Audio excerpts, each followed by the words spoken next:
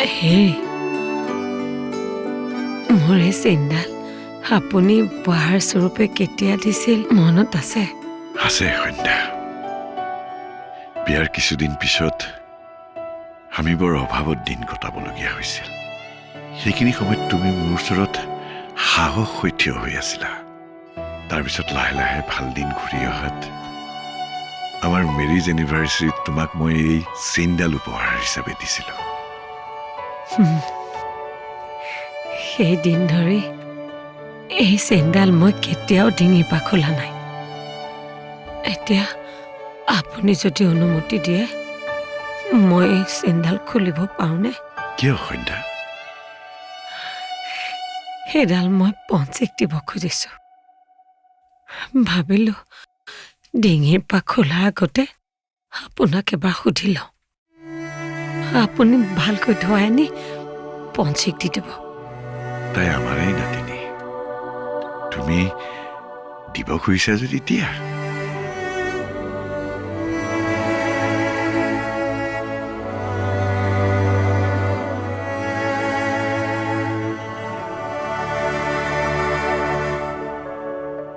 মনিকা বৌ,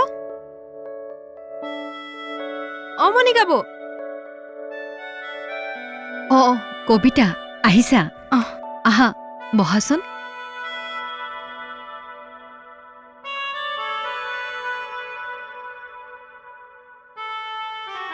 মাৰ খবৰ এটা ল'বলৈ আহিলোঁ। মা এতিয়া কেনে আছে? তেনেকৈয়ে আছে। কথাবোৰ এতিয়া হেহাই হেহাই ক'বলৈ আৰম্ভ কৰিছে। কালি ভালকৈ কথা পাতি আছিল, আজিহে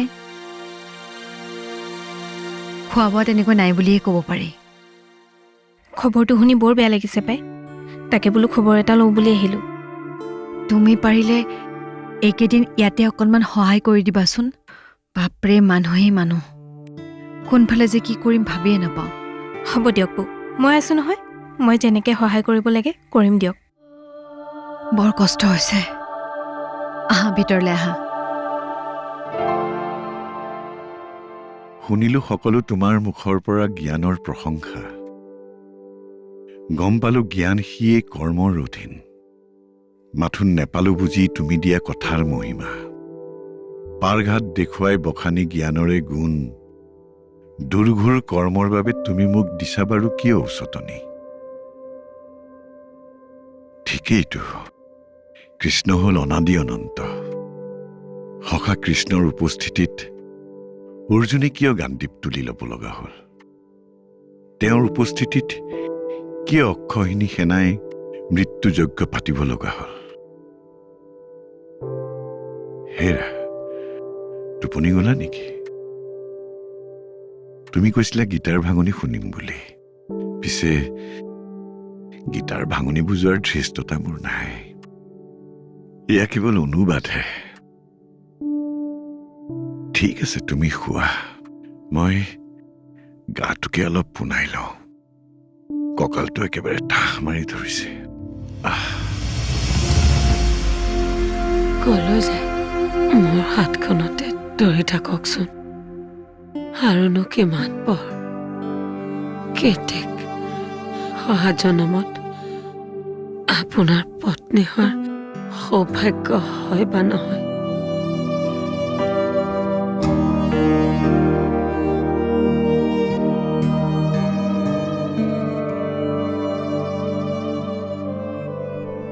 এনেকুৱা ঘৰত কাম কৰে নেকি?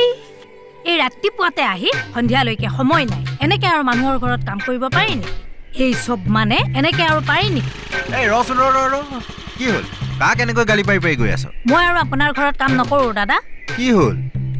এনেকৈ আৰু কাম কৰিব পাৰি নেকি মানুহৰ ঘৰত? কি হৈছে খুলি কচোন। শুনক,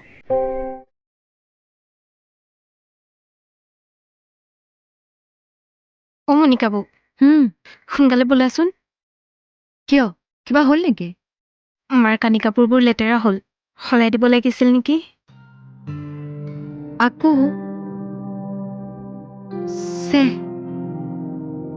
এতিয়াবা নতুন বিচনা চাদৰ আছেনে নাই? কালি ধোৱাখিনিতো শুকুৱাই নাই। আপুনি কিবা খালে জানো? নাই কেনেকৈনো খাবা কিবা দেখোন খাবলৈ মন নাযায় আপুনি কিবা এটা খাই লওক আকৌ এইবোৰ চাফ চিকুণ কৰিলে খাবলৈ মন নাযাব নহয় মই বাৰু মাৰ লগতে আছোঁ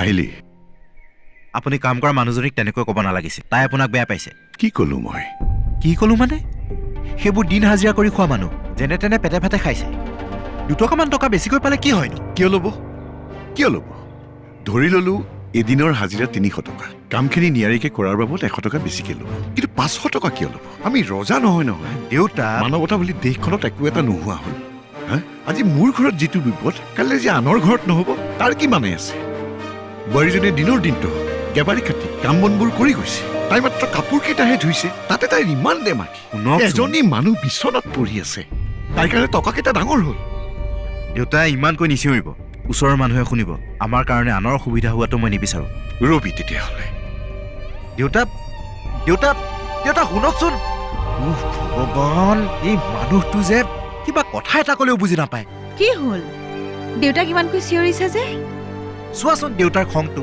ইমান বেছি আকৌ সেই কাম কৰা মানুহজনীৰ লগত কাজিয়া কৰিবলৈ গৈছে এইবোৰ বাদ দিয়া মাৰ ওচৰত এতিয়া কোন আছে কবিতাক থৈ আহিছোঁ শুনাচোন মায়ে উশাহটো তেনেকৈয়ে লৈ আছে তুমি ডাক্তৰজনৰ লগত আকৌ এবাৰ কথা পাতাচোন আহিব পাৰে নেকি ডাক্তৰ আজি আহিব নোৱাৰিব নহয় কাইলৈ পুৱাহে আহিব বন্ধু হ'ল বুলিওতো বাৰে বাৰে মাতি থাকিব নোৱাৰোঁ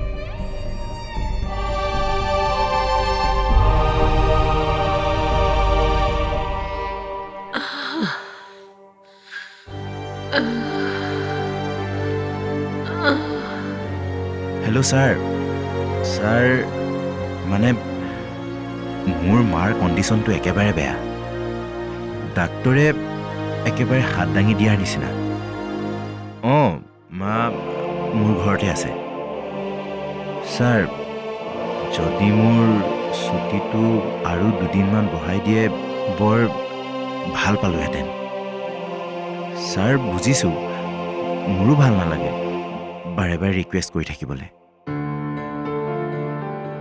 ছাৰ হেল্ল' ছাৰ কি হ'ল চৰকাৰী চাকৰিহে কিমান আৰু ছুটীৰ পিছত ছুটী গ্ৰাণ্ট কৰি থাকিব ইয়াৰ পিছততো কিবা এটা হ'লে বৰবাবুৱে ৰিস্ক ল'ব নোৱাৰোঁ বুলিয়ে কৈ দিছে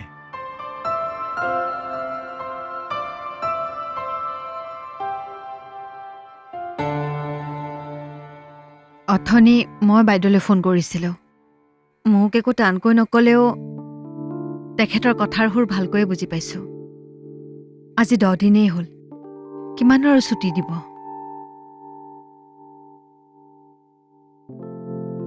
হেৰি তুমি এটা কাম কৰাচোন অলপ মাৰ ওচৰত বহাগৈ কবিতাৰ চাগে আমনি লাগিছে ময়ো কেইখনমান বিচনা চাদৰ আছে ধুওঁগৈ এতিয়া যদি কিবা ধুবলৈ আছিলে উঠনি বাইজনীক দি দিব লাগিছিল মায়ে দেখোন কিবা এটা খালে 10 মিনিটমান পিছত উলিয়াই দিয়ে ৰাতিপুৱাৰ পৰা পেটত একো এটা ৰোৱা নাই আজি কালিতকৈও বেলেগ অথনিৰে পৰা দুবাৰকৈ বিচনা চাদৰ লেতেৰা কৰিলে দিনটো উটোৱা পুটোৱা কৰি থাকোঁতে লেঠাই নমৰে গাটো আৰু নচলা হৈছে হ'ব সেইবোৰ তুমি সামৰি সুতৰি থৈ দিয়া কাইলৈ মই বাইজনীক সোনকালে আহিবলৈ কৈছোঁ তাই আহি যি কৰে কৰিব দৰকাৰ নাই কোনো দৰকাৰ নাই মানে কাম কৰা মানুহজনীক কাইলৈৰ পৰা আহিব নালাগে বুলি কৈ থৈ আহিছোঁ ইমানখিনি অটোৱা পিটোৱা যদি বোৱাৰীজনীয়ে কৰিবই পাৰে তেনেহ'লে কাপোৰ কেইটাও ধুব পাৰিব বিপদটো দেখি সকলোৱে একেবাৰে হেঁচা মাৰি ধৰিছে কোনো দৰকাৰ নাই কিন্তু দেউতা আপুনি কাম কৰা মানুহজনীক আহিবলৈ মানা কৰিলে কিয় মাৰৰ মুখৰ মাত হেৰাল পেটৰ ভোক নাইকিয়া হ'ল তথাপি ডক্তৰে ঔষধৰ ওপৰি ঔষধ লিখি আছে ব্যৱসায় বুজিছ ব্যৱসায় আমাৰো উপায় নাই বিপদৰ সময়ত সহায় নিবিচাৰিলেও নহয় কোনো দৰকাৰ নাই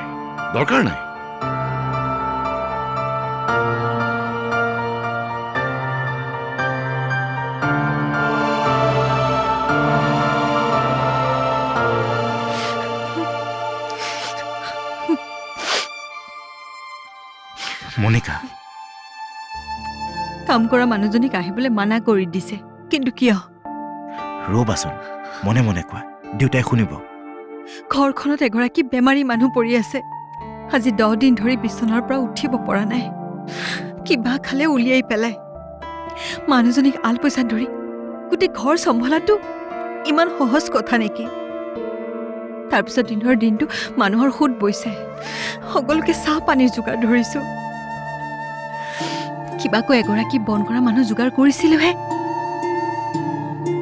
থাকো অধৈৰ্য নহ'বাচোন কাম কৰা মানুহজনীয়ে টকা কেইটামান বেছিকৈ বিচাৰিলে আৰু দেউতাৰ খং উঠি গ'ল তুমি বেয়া নাপাবা মই সকলো ঠিক কৰি দিম বেমাৰী মানুহ এজনী শোৱাৰ পৰা উঠোৱা ধোৱা পখলা কৰা দাঙি মেলি আলপৈচান ধৰাটো ইমান সহজ কথা নহয় ইমানবোৰ টকা খৰচ কৰাৰ পাছত মাথো কেইটামান টকাৰ কাৰণে মানুহজনীক হাঁহিব নালাগে বুলি কৈ দিলে দেউতাই এইকেইদিন মাৰ চিন্তাতে কি কৰি আছে নিজেও নাজানে তুমি দেউতাক বেয়া নাপাবা মাক সুস্থ কৰিবলৈকে দেউতাই মাক একেবাৰে চেন্নাই পোৱালেগৈ তুমি বা মই কি কৰিব পাৰিছো কি তাৰমানে এই 10 দিনে তুমি বা মই যি কৰিছো সেয়া একোৱেই নহয় মই সেইটো কোৱা নাই কিন্তু কিন্তু কি চিলমিলকৈ টোপনি গ'লেও মাৰ চিন্তাত সাৰ পাই পাই উঠো গোটেই ৰাতি মানুহজনী চট ফটাই থাকে গৰমত ইচাত বিচাত কৰি থাকে আমি কেতিয়াবা শান্তিৰে শুই পাইছোনে মই বুজি পাইছো কিন্তু তুমি অলপ মনে মনে থাকাচোন এইবোৰ কথা যদি মা বা দেউতাই শুনে বেছি দুখ পাব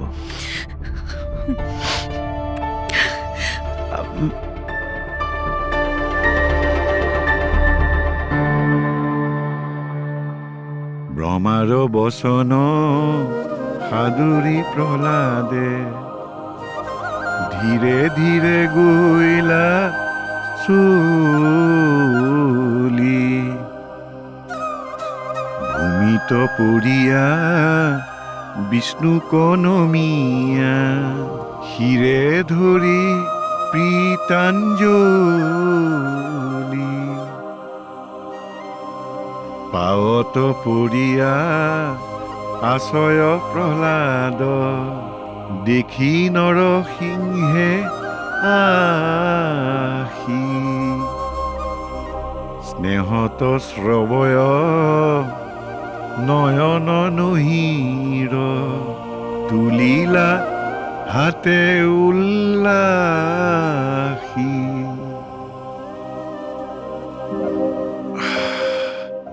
কৃষ্ণ কৃষ্ণ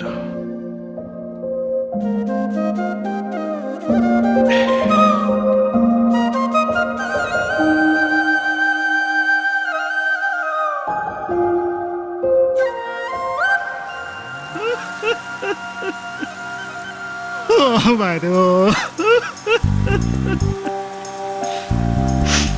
হেৰি দাদা এই মতা মানুহে এনেকে কান্দে নেকি অ' অলপ মনে মনে থাককচোন এই ৰাস্তাৰ মানুহবোৰে শুনিলে কি বুলি ভাবিব এই মাত্ৰ মই যিটো খবৰ পাইছো নহয় শুনিলে আপোনাৰ দুখ লাগিব হ'লেও আপুনি মনে মনে থাককচোন অলপ এনেকে বাৰু কান্দি কাটি আহিলে মই চলাম কেনেকৈ হে মাজতে মাতি দুখটো পাতলে নিদিব ডাইভাৰ্ট নকৰিব গাড়ী চলোৱা মানুহ আপুনি গাড়ী চলাওক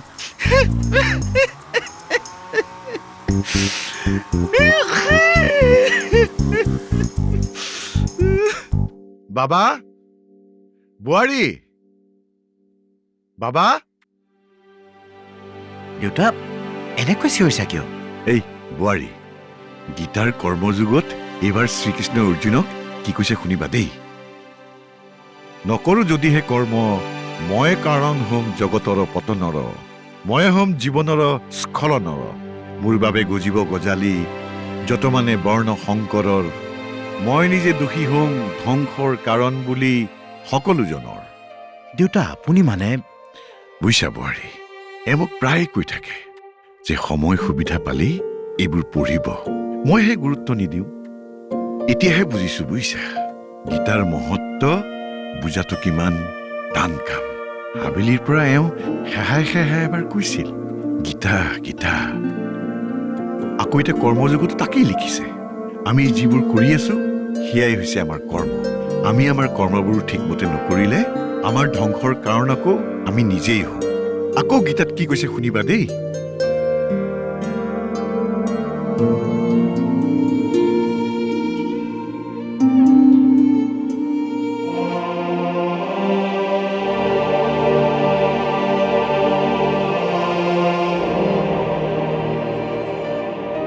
ভিতৰলৈ যোৱা।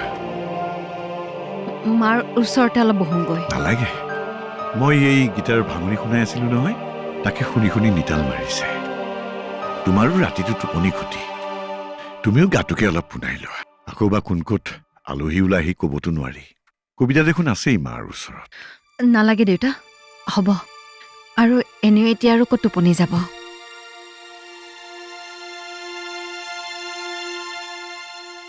কৰি যোৱা বোৱাৰী, কৰি যোৱা। এয়াই কৰ্ম, কৰ্মই ধৰ্ম।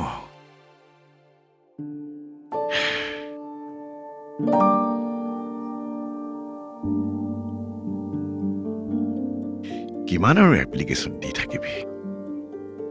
কিহৰ এপ্লিকেশ্যন দেউতা? আজি এই 5টা বছৰ এই বেমাৰটোৰ লগত কমখন যুঁজিছোনে? ডাক্তৰে দিয়া ৰিপৰ্টবোৰ, ভগৱানলৈ দিয়া একোখন এপ্লিকেশ্যনেই দেচোন। জীয়াই থকাৰ ষ্টে অৰ্ডাৰ, কিমান যুঁজ কৰিব লগা হৈছে, কিমান কেমো ৰে থেৰাপি, কিমান জীয়াই থকাৰ যুদ্ধ।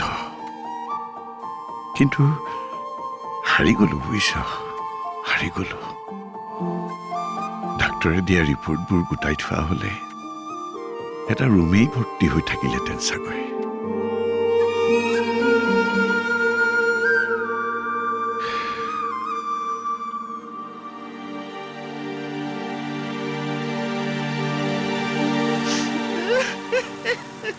হেৰি এই অলপ মনে মনে থাকক দেই। ভকতীয়াত আহিছো নেকি হা? ভকতীয়াত আহিছো নেকি? 10 মান ভাড়া দি আহিছো, মনে মনে থাকক। অ' বাইদেউ